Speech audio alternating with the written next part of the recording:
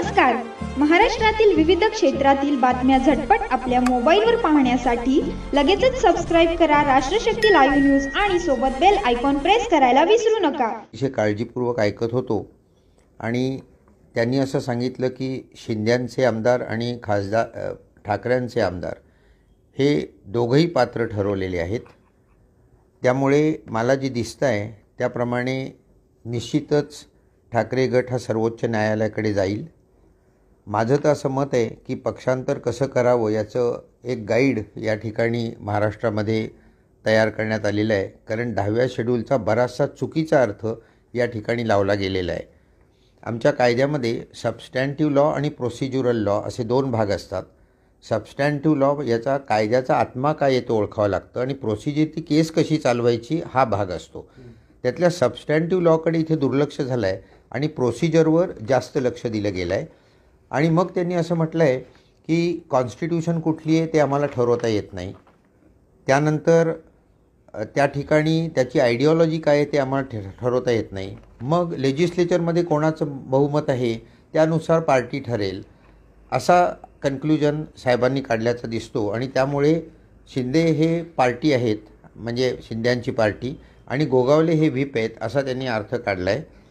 आता त्यामुळे 16 लोक डिस्क्वालिफाय अर्थात झालेले नाहीत. त्यातसुद्धा ते गैरहजर राहिले म्हणजे ते पक्षातून बाहेर गेले असा अर्थाने त्यांनी काढला. मग कॉन्डक्ट याचा अर्थ आपल्याला पुन्हा लावावा लागेल की तुमची मीटिंग बोलवली असताना तुम्ही गैरहजर राहिलात तर तुम्ही पक्ष सोडून गेलात का नाही हे ठरवावं लागेल.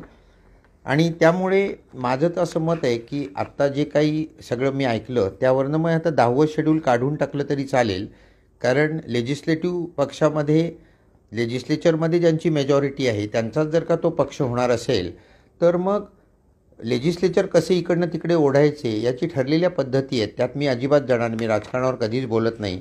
आणि त्यामुळे या निर्णयामध्ये अनेक चुका आहेत. पहिली गोष्ट अशी की ठाकरे गट जे बाहेर पडतात जो गट राहतो म्हणजे आता उद्धव ठाकरेंचा जो राहिला आहे तो वेगळा पक्ष तयार होतो, त्याला डिस्क्वालिफाय करण्याचा प्रश्नच येत नाही. त्यामुळे मला असं वाटतं की 10व्या शेड्यूलचा अर्थ नीट हा आता सुप्रीम कोर्टाने लावावा. कारण स्पीकरचं हे जे आत्ताचं दिलेला डिसिजन आहे हा काही भारतात सगळीकडे बंधनकारक नाही आहे.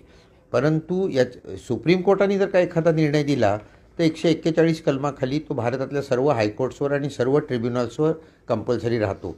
तेव्हा ही केस तिथे जाईल. पण आता होणार आहे का याच्यामध्ये किंवा पुन्हा 2-4 महिने जाणार आणि म्हणजे त्यावेळी निवडणुका येणार परत. म्हणजे शेवट जनताच ठरवणार आहे की शिंदे बरोबर आहेत का ठाकरे बरोबर आहेत. त्यामुळे जनतेच्या कोर्टात आता हे सगळं ठरेल हे मी पहिल्या दिवसापासून सांगतो आहे.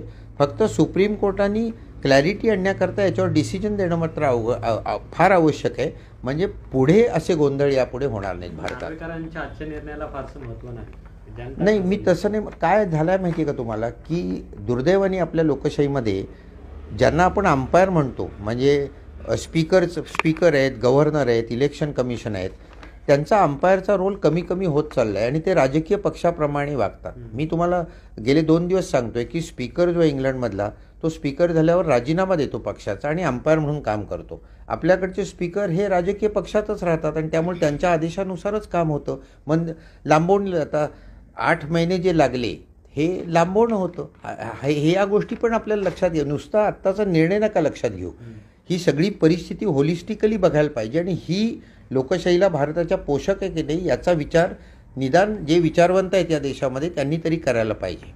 घटनेला धरून हे सगळं झालेलं आहे असं वाटतं तुम्हाला? नाही, आता ते सुप्रीम कोर्ट ठरवेल. मी तुम्हाला सांगितलं की माझ्या मते 10व्या शेड्यूलचा अर्थ नीट लावला गेलेला नाही आहे आणि प्रोसिजरवर जास्त जोर दिला आहे. आणि जो कायद्याचा खरा आत्मा आहे की पक्षांतर होऊ नये म्हणजे राजीव गांधीने का केलं 10वं शेड्यूल शेवट 10वं जे परिशिष्ट घातलं 52व्या घटना दुरुस्तीने ती कशाकरता घातलं की पक्षांतर होऊ नयेत. राजकीय भ्रष्टाचारातून पुढचे भ्रष्टाचार चालू होतात आणि त्यामुळे तो भ्रष्टाचार थांबवायला पाहिजे म्हणून हे केलं. वास्तविक त्यावेळी राजीव गांधींकडे लोक येत होते असं असताना त्यांनी ते थांबवले होते. म्हणजे ते इतके मोठं उपकार केले होते भारताच्या लोकशाहीवर. परंतु तो कायदा भक्कम करण्याच्या ऐवजी त्यातनं पळवाटा काढण्याचंच काम सध्या चालू आहे असं मला दिसतं. आणि त्यामुळे फार याचं विश्लेषण आणखी न करता कारण याचं खूपच विश्लेषण करावं लागणार आहे. सुप्रीम कोर्टाला याच्यावर निश्चित याची क्लॅरिटी आणावी लागेल आणि एक डिसिजन द्यावा लागेल की जो संपूर्ण भारतावर बंधनकारक असेल. म्हणजे आजच्या नार्वेकरांच्या निर्णयाचा देशाच्या राजकारणावर किंवा पुढे अशा काही घटना घडल्या तर त्याच्यावर परिणाम होणार नाही नाही हे हा दाखले देऊ शकतील पण बाइंडिंग नाही आहे. हा जो निर्णय आहे हा या लेजिस्लेचर पुरता आहे, महाराष्ट्राच्या लेजिस्लेचर पुरता आहे. त्याचा दाखला देता येईल अर्थातच, पण याच्यावर सुप्रीम कोर्टाने जो निर्णय दिला तो सबंध भारतावर बंधनकारक केल. 141 कलम तसं स्वच्छ शब्दात सांगतं. पण आता पुढे राष्ट्रवादी गटाची सुद्धा नाही मला नाही सांगता येणार. आता तेच स्पीकर आहेत, त्यामुळे मला माहित नाही काय होईल. एकंदरीत स्पीकरचं जे वर्तन आहे म्हणजे आतापर्यंत विश्वासार्हता स्पीकरची कमी झालेली आहे, विश्वासार्हता गव्हर्नरची कमी झालेली आहे, विश्वासार्हता इलेक्शन कमिशनची कमी झालेली आहे आणि विश्वासार्हता थोड्या अर्थाने सुप्रीम कोर्टाची पण कमी झालेली आहे. तर लोकशाही बळकट करायची असेल तर या राज्यघटनेखाली ज्यांना अंपायर म्हणून काम करायचं आहे त्यांनी अंपायर म्हणूनच काम केलं पाहिजे. आजच्या निर्णयावर तुम्ही नाराज आहात? नाही मी माझी व्यक्तिगत मी व्यक्तिगत मतं देत नाही, मी राजकारणात पडत नाही. मी तुम्हाला फक्त राज्यघटनेप्रमाणे मला काय काय पटलं नाही आहे तेवढं सांगितलं. तर आतापर्यंत तुम्ही राज्यघटनेचा दाखला देत होता, असं सांगत होता की 10व्या परिशिष्टामध्ये जे आहे तेच व्हायला पाहिजे, पण शेवटपर्यंत असं झालेलं दिसत नाही.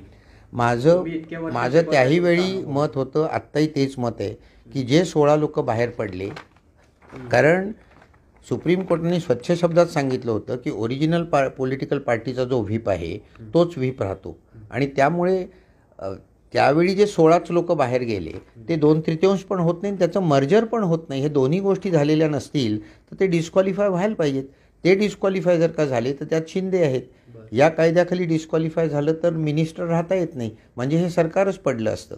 आता या सगळ्याच गोष्टी या निर्णयामुळे टाळल्या गेलेल्या आहेत आणि आता शिंदे व्यवस्थित मुख्यमंत्री राहू शकतात. तेव्हा मी माझी मतं देत नाही आहे, पण घटनेशी जुळणारा हा निर्णय आहे अशी माझी खात्री नाही आहे. सुप्रीम कोर्टाने याच्यावर ठरवावं. आणि एक लक्षात ठेवा की supreme court is the final interpreter of the Indian constitution. म्हणजे सुप्रीम कोर्ट जे म्हणतं ते आम्ही वर्गात शिकवतो. आमची मतं सांगू, सुप्रीम कोर्टाचा निर्णय चुकला असंही आम्ही म्हणू, पण शेवट घटना कुठली तर सुप्रीम कोर्ट म्हणेल ती राज्यघटना. स्पीकरचा निर्णय हा पॉलिटिकल आहे. नाही मी नाही बोलत.